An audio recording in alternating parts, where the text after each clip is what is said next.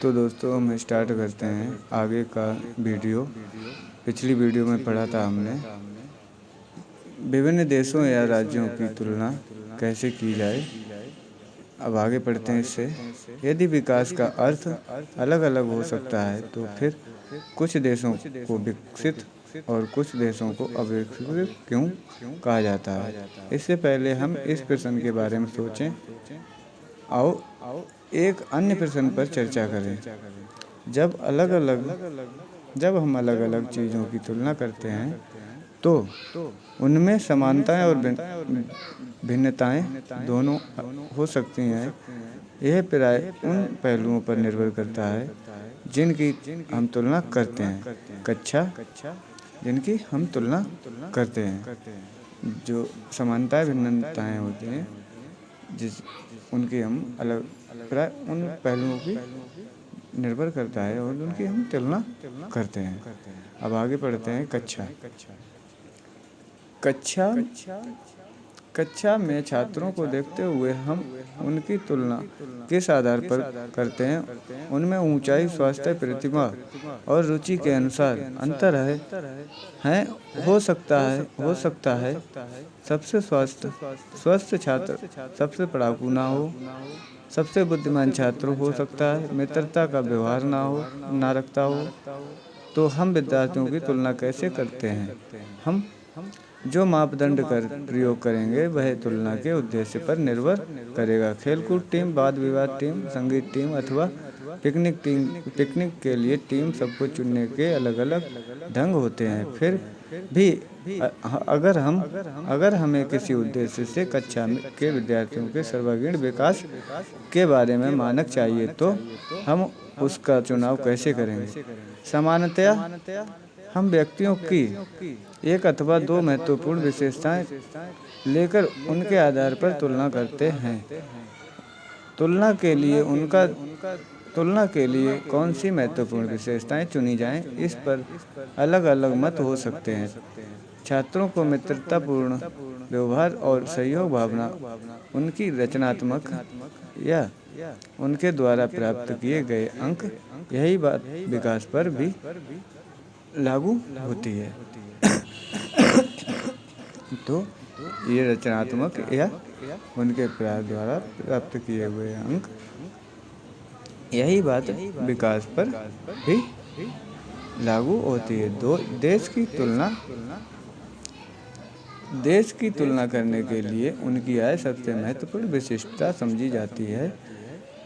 जिन देशों की आय ज़्यादा है उन्हें कम आय वाले विकासशील देशों से ज़्यादा विकसित समझा जाता है। यह इस समझ पर आधारित है कि ज़्यादा आय का अर्थ है मानवीय आवश्यकताओं की सभी वस्तुओं का ज़्यादा होना। तो लोग पसंद करते हैं तथा जो उनके पास होना चाहिए वे उन सभी वस्तुओं और सेवाओं को ज़्यादा आय के द्वारा प्राप्त कर पाएंगे। इसलिए अधिक आय विकास का एक महत्वपूर्ण लक्ष्य समझा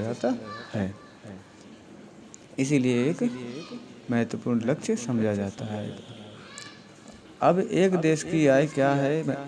अंतर्दृष्टि से किसी देश की आय उस देश की सभी निवासियों की कुल आय का जोड़ है। इससे हम देश की कुल आय ज्ञात होती है। हमें देश की कुल आय ज्ञात होती है, किंतु किसी भी दो या दो से अधिक देशों के बीच तुलना करने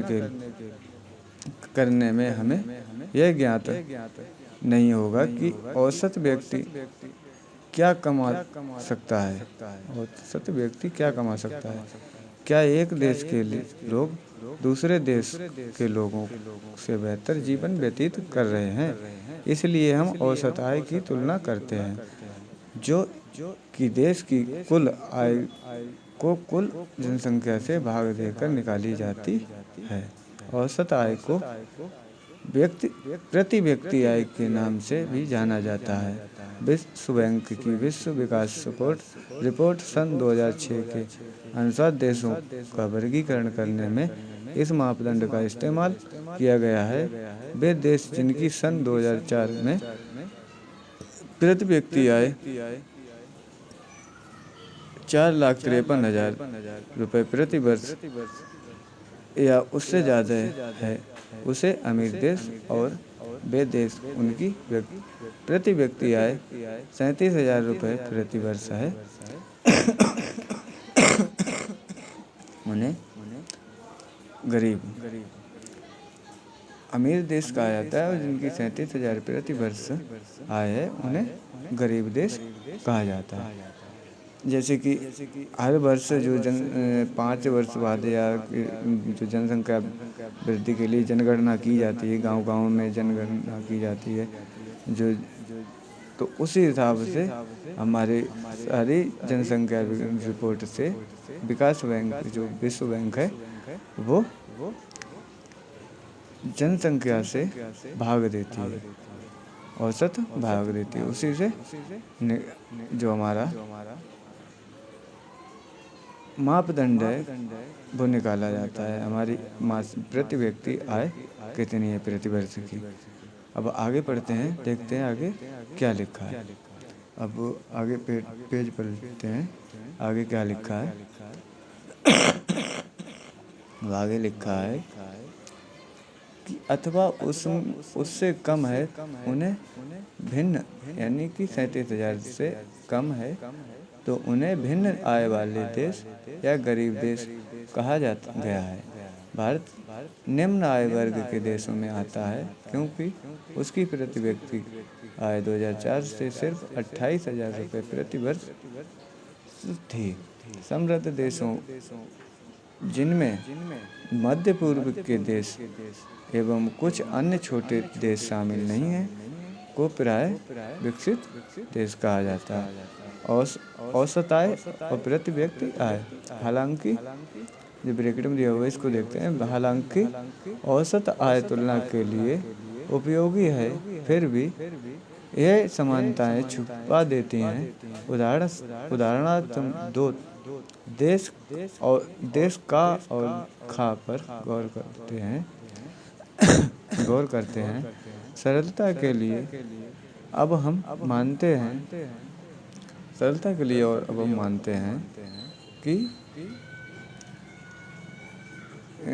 हैं कि प्रत्येक देश के आय निकाली जाए। ये देखा होगा आपने अभी कि निकाली है, देशों की औसत आय निकाली है। ये पूरा दिया हुआ है, आप लोग देख के पढ़ सकते हैं, किताब में भी आपकी दिया हुआ है कि जैसे कि ये एक देश का खा 95, ये क्या आप इन दोनों देशों में रहकर बराबर सुखी रहेंगे? क्या दोनों देश समान विकसित हैं?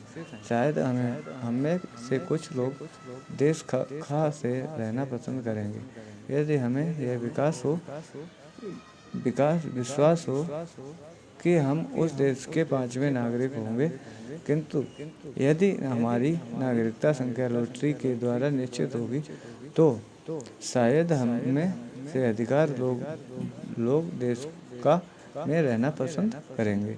ऐसा इसलिए है क्योंकि यद्यपि दोनों देशों की औसत आय बराबर है, देश का के लोग ना तो बहुत अमीर हैं ना बहुत गरीब, जबकि देश खा के अधिकतर नागरिक गरीब हैं और एक व्यक्ति बहुत अमीर है। इसलिए यद्यपि औसत आय तुलना के लिए उपयोगी है, एक व्यक्ति बहुत अमीर है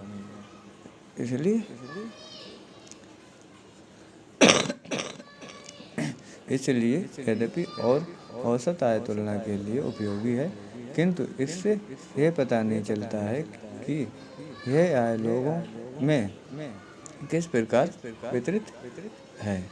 निर्धन, रहित और अमीर लोगों वाले देश। हमने कुर्सियों को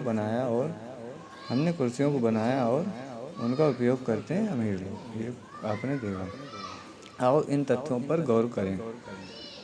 3 उदाहरण दीजिए जहां स्थितियों की तुलना के लिए औसत का प्रयोग किया जाता है। उत्तर, औसत का प्रयोग जहां स्थितियों की तुलना के लिए किया जाता है अगर लिखित है। नंबर 1, देशों की तुलना के लिए। नंबर 2, आय की तुलना के लिए। नंबर 3, विकास की तुलना के लिए। प्रश्न नंबर 2 को देखते हैं। आप क्यों सोचते हैं कि औसत आय विकास को समझने का एक महत्वपूर्ण मापदंड है? व्याख्या कीजिए। उत्तर में विकास को मापने के लिए आय एक महत्वपूर्ण तत्व है, परंतु कुल आय उपयोगी मापक नहीं है, क्योंकि विभिन्न देशों की जनसंख्या भिन्न भिन्न होती है। कुल आय की तुलना से यह नहीं पता चल पाता है कि प्रत्येक व्यक्ति की औसत आय कितनी है। इसी कारण हम औसत आय की तुलना करते हैं, जो कि कुल आय को देशों की तुलना जनसंख्या से भाग देने पर प्राप्त होती है। इसलिए हम सोचते हैं कि औसत आय विकास को समझने का एक महत्वपूर्ण मापदंड है। नंबर 3, प्रति व्यक्ति आय के माप को अतिरिक्त आय के कौन से अन्य लक्षण हैं जो 2 या 2 से अधिक देशों की तुलना के लिए महत्व रखते हैं?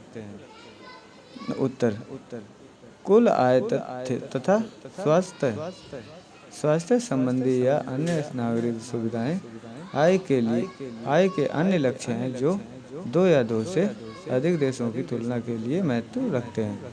मान लीजिए नंबर 4, मान लीजिए कि रिकॉर्ड ये दिखाते हैं कि किसी देश की आय समय के साथ बढ़ती जा रही है। क्या इससे हम इस निष्कर्ष पर पहुंच सकते हैं कि अर्थव्यवस्था के सभी भाग बेहतर हो गए हैं? अपना उत्तर उदाहरण सहित दीजिए। नहीं, हम नहीं मानते हैं कि अर्थव्यवस्था के सभी भाग बेहतर हो गए हैं, क्योंकि इससे प्रदर्शित नहीं होता है कि लोगों के बीच आय का वितरण किस प्रकार किया जाए। आगे का दोस्तों अब अगली वीडियो में हम पढ़ेंगे। तब तक के लिए दोस्तों जो भी त्रुटि हुई हो मुझसे वो दोस्तों माफ़ करना, और वीडियो को सब्सक्राइब और लाइक ज़रूर करना।